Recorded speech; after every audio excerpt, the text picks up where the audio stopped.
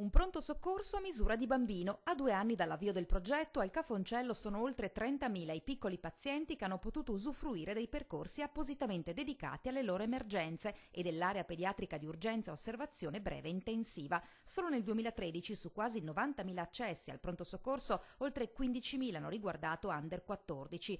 Di questi, circa 10.200 sono stati presi in carico direttamente dal servizio pediatrico di urgenza e se alla fine 734 sono stati ricoverati, altri 1.244 sono stati dimessi dopo essere stati attentamente valutati. Tutta questa organizzazione ci permette di dare veramente un'assistenza molto normata, molto rigorosa e di altissima qualità. Il servizio è attivo 7 giorni su 7 e 24 ore su 24. È un grande segno di civiltà, un grande investimento che questa comunità, che questa struttura ospedaliera ha voluto fare. Un grazie ai volontari e al Consorzio per mio figlio. A questa iniziativa la Onlus ha dedicato 700.000 dei 3 milioni di euro raccolti negli ultimi 16 anni ed ora la sperimentazione verrà istituzionalizzata. Per quanto siano significative e importanti le iniziative che vengono portate avanti, una volta terminate è necessario avere dei nuovi progetti e delle nuove idee da realizzare. Le attività del progetto, una volta concluso, manca ancora un anno, diventeranno attività istituzionali dell'azienda.